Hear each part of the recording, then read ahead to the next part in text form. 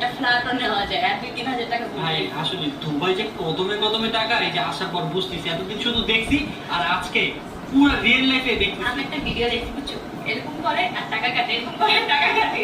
এবার বুঝলাম যে আসলে এই ভিডিওগুলো কেন বানাইছি, এটা যে রিয়েলি আসলে দুবাই অনেক বেশি এক্সপেন্সিভ। মানে তো গাইস এখন চলো আমরা তোমাদের ওদের রুমটা দেখি। আসো গাইস, এটা হচ্ছে আমাদের বাকি টিম মেম্বারদের রুম। সো দেখি না ওদের রুমটা কিন্তু গাইস অনেক সুন্দর, আমার কাছে অনেক বেশি ভালো লাগছে। স্পেশাল ওদের এই জানালা দিয়ে অনেক সুন্দর ভিউ দেখা যায়। ওয়াও, সান দেখা যাচ্ছে। ওয়াও, আমার তো মনে হচ্ছে আমি এই রুমে শিফট হয়ে যাই, এই রুমটা অনেক বেশি সুন্দর। কোন তুমি ঘুমাচ্ছ, যাবে না?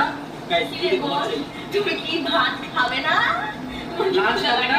গাইস আমরা কেউ এখনো লাঞ্চ করিনি, ওটা যদি আমরা লাঞ্চ করতে যাব। চলো চলো না, তাই 3 দিন ধরে খাইনি আমি। গাইস আজকে আমরা ম্যাকডোনাল্ডস খাবো। চলো গাইস, আমরা বের হয়ে গেছি বাইরে, অনেক রোদ আর ওয়েদারটাও রোদ যেরকম আছে আবার ঠান্ডা হলো কথা না, ঠান্ডা হয়ে বাতাস আসছে। যাচ্ছে না কিছু, রোদ নাকি ঠান্ডা। অনেক ভালো লাগছে ওয়েদারটা, বাট রাতে বেশি ঠান্ডা না হইলেই হয়, কারণ আমি শীতে কিছু আনি নাই। আমি ভাই তাকাইতে পারতেছি না। সো এখন দুবাইয়ের ম্যাকডোনাল্ডস ট্রাই করে কেমন লাগে।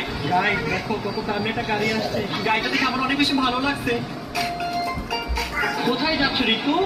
ম্যাকডোনাল্ডস খাইতে। ম্যাকডোনাল্ডস খেতে যাচ্ছ? Yes. আমরা অনেক সুন্দর একটা মলে চলে আসছি আজকের জন্য। এটা হচ্ছে আমাদের বুর্জ খলিফা। Yay! খলিফা। কালকে যাবো আসলে বুর্জ খলিফা, আজকে চলে আসলাম নকল বুর্জ খলিফা। গাইস খাবার নিয়ে আসি, দেখো